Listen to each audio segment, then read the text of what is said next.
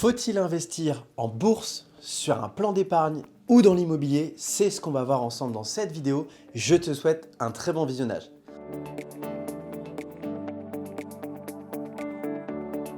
Bonjour à toi, j'espère que tu vas bien. Bienvenue sur cette nouvelle vidéo YouTube. Je suis très heureux aujourd'hui de te retrouver pour cette vidéo qui me tient particulièrement à cœur. Pourquoi j'ai voulu te faire cette vidéo? Eh bien tout simplement puisque je pense que tu l'as vu en ce moment, les indicateurs boursiers, les indicateurs sur les plans d'épargne d'entreprise s'affolent. Aujourd'hui, on a des rendements qui sont de plus en plus forts et les courbes n'ont jamais été aussi hautes.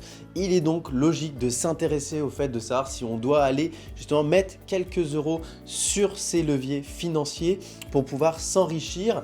Et en parallèle de ça, tu le sais, moi je suis un pro de l'immobilier et même si je possède de la bourse, un petit peu de crypto-monnaie, puisqu'aujourd'hui c'est la chose à posséder d'après ce qu'on dit, eh bien je voudrais dans cette vidéo te faire un focus justement pour t'expliquer avec mon recul si justement il est judicieux ou non de partir sur ces investissements. Dans cette vidéo, on va donc faire le point sur plusieurs choses. La première, le ratio risque, puisqu'il est évident, aujourd'hui, on ne joue pas avec des cailloux, on joue avec de l'argent. La deuxième chose, c'est le ratio accessibilité. Et la troisième, bien évidemment, c'est le ratio gain. Au niveau du ratio prise de risque, tout simplement, aujourd'hui, c'est assez simple. On peut se dire que quand on regarde la bourse, c'est quelque chose qui, depuis des années, ne cesse de monter, qui, par moment, en fait, connaît des crises quand il y a des corrections, mais ce n'est pas grave parce qu'on est bien éduqué, on sait qu'on ne vendra pas pendant ce moment-là, qu'on rachètera quand ça sera plus bas et qu'on revendra le jour où ce sera revenu. Mais en réalité, en fait, j'ai envie de dire que c'est faux.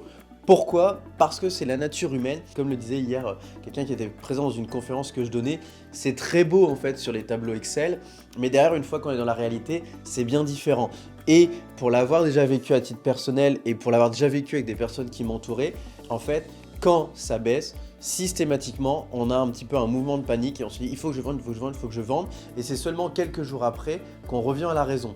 Le problème, c'est que si on ne l'a pas déjà vécu, aujourd'hui, on fait toujours l'erreur.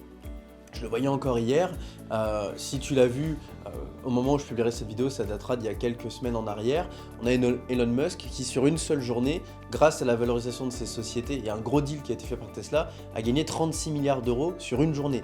Derrière, on a les indicateurs boursiers de crypto-monnaie qui ont juste explosé et en fait, j'ai eu beaucoup d'amis qui m'envoyaient des textos « Waouh, regarde, c'est un truc de fou, regarde ce qui se passe, il faut absolument vendre, on est au taquet du taquet. » Non, aujourd'hui, j'ai pas vendu, j'ai conservé. Oui, super, le lendemain, il y a eu une correction. Ce que j'avais gagné en l'espace de 48 heures, peut-être un tiers a disparu. Mais en fait, on voit déjà aujourd'hui que quelques heures après, hop, ça commence à remonter. Ce qui veut dire qu'on est dans une dynamique où quand on investit en bourse ou en crypto-monnaie, il faut forcément avoir un visuel, forcément avoir un objectif et se dire je sais quand est-ce que je revendrai et pourquoi. Et de toute façon, tu vas voir, je vais insister là-dessus. Quand on place de l'argent, le plus important, ce n'est pas le gain financier, c'est la récompense. Le plus important, c'est le pourquoi. Maintenant, au niveau du ratio risque, au-delà d'avoir une crise de panique quand il y a une chute, la deuxième prise de risque, c'est le fait que réellement, on ne maîtrise jamais ces indicateurs-là. C'est-à-dire qu'en bourse, le principe de la bourse, c'est de prendre des parts dans une société, mais réellement, on n'est pas dans les murs de la société. C'est-à-dire que nous, on voit ce qu'elle veut nous montrer, mais est-ce que dans la partie immergée de l'iceberg, il n'y a peut-être pas des grains de sable dans la chaussure qu'on n'a pas pu anticiper et dans quelques années, il y aura une défaillance. On connaît tous autour de nous des grandes sociétés qui ont prospéré pendant des années et qui aujourd'hui se sont cassées la gueule. Typiquement, on peut citer l'exemple de l'industrie automobile qui s'est complètement transformée et entre avoir des actions au début des années 2000 et des actions maintenant, ce n'est plus du tout la même histoire, il y a une vraie transition qui s'est faite. Donc ça, c'est vraiment le point de vigilance à avoir. Et le troisième point de vigilance, c'est que par exemple, si je veux mettre 10 000 euros en bourse, c'est 10 000 euros. Et ces 10 000 euros-là, je ne les reverrai plus sur mon compte bancaire tant que je n'aurai pas vendu. Mais surtout, c'est 10 000 que j'avais et c'est 10 000 que j'ai investi.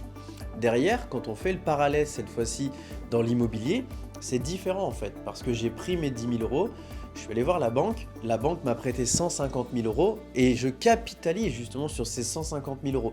Donc ce n'est plus du tout la même histoire. En termes de rendement, on est beaucoup plus fort.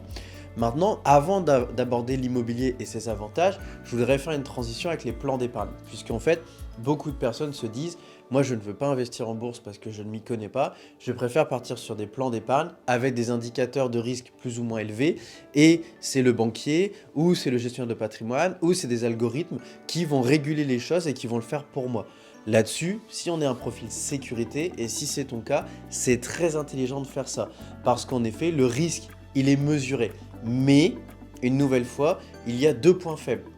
Le premier point faible, c'est que si aujourd'hui, on se retrouve dans une situation où on a un crack boursier, quoi qu'il arrive, aujourd'hui, les algorithmes ont forcément racheté et réécrémé. Sauf que si on est parti dans un profil très sécurité, ça ne sera pas le cas. A l'inverse, si on est parti dans un profil très dynamique, on ne maîtrisera pas forcément les pertes et il faudra être extrêmement solide et ne surtout pas vouloir casser le contrat. Vraiment, toujours avoir une vision long terme et de savoir pourquoi on le fait et seulement à quel moment et dans quelles conditions on cassera le contrat, quoi qu'il arrive. Le deuxième point négatif, on y revient, c'est exactement ce qu'on a cité avant, c'est j'ai mis par exemple 10 000 € sur mon plan d'épargne, et bien en fait c'est tout, j'ai mis 10 000 et j'ai mis 10 000.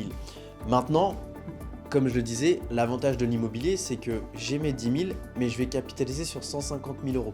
Et l'immobilier a surtout en fait un gros point, un gros attrait, c'est que l'immobilier aujourd'hui, on peut le maîtriser et on peut le contrôler.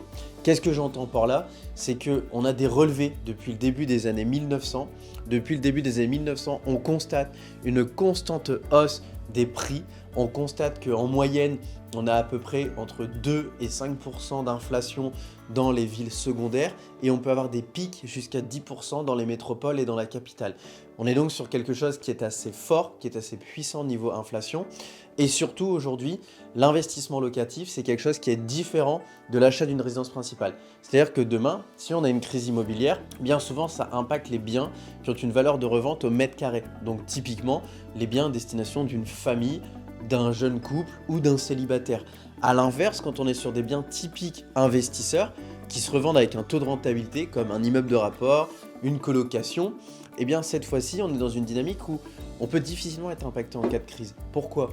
Parce que si de moins en moins de personnes peuvent acheter, eh bien il y a de plus en plus de locataires. Et donc en conclusion, cette crise-là ne nous impactera pas. A l'inverse, demain imaginons qu'on aurait des conditions qui s'assouplissent énormément, que de plus en plus de personnes peuvent acheter, il restera toujours des locataires. Pourquoi? Parce que déjà, paradoxalement, il y a plus d'êtres humains que de logements qui sont construits. Donc à partir de là, forcément, il y aura toujours un ratio offre-demande qui sera décorrélé et qui sera à notre avantage de nous, investisseurs. Mais la deuxième chose, c'est qu'il y aura surtout aussi de plus en plus de gens de notre génération, je parle des 30 ans et moins, qui ne veulent plus en fait être propriétaires et qui veulent pouvoir avoir une vie de nomade, être libres quand ils le veulent. Si demain ils se séparent, casser le bail et pas besoin d'avoir à attendre la vente du bien pour pouvoir se libérer. C'est ça aujourd'hui qui montre tous les avantages de l'immobilier, contrairement à la bourse ou du plan d'épargne en action, c'est le fait qu'on a le levier financier qui peut être plus que significatif puisqu'on parle de ratio de x10, x15, x20. Derrière, c'est le fait qu'aujourd'hui, les taux de rendement en fait, sont tout aussi similaires, sauf que quand je vais capitaliser peut-être à 10% en bourse si j'ai un bon portefeuille, si demain je capitalise ne serait-ce qu'à 7 ou 8% en immobilier, entre 7% de 100 000 ou derrière 10% de 10 000, ce n'est pas du tout la même histoire. Et à la fin, en fait, il y a le fait que contrairement à la bourse ou au plan d'épargne en entreprise ou le plan d'épargne de n'importe quelle nature, en fait, on va pouvoir justement maîtriser le risque et le contrôler parce qu'on est capable d'anticiper bien avant tous ces facteurs-là. Voilà, écoute, cette vidéo touche à sa fin. J'espère qu'elle t'a plu et qu'elle a retenu ton attention. Si tu souhaites en savoir plus, n'hésite pas à me contacter ou à contacter mon équipe. Tu as les coordonnées qui s'affichent juste ici et que tu retrouves également dans la description. Et en attendant de te retrouver pour une prochaine vidéo, je te souhaite de très bons investissements. Ciao!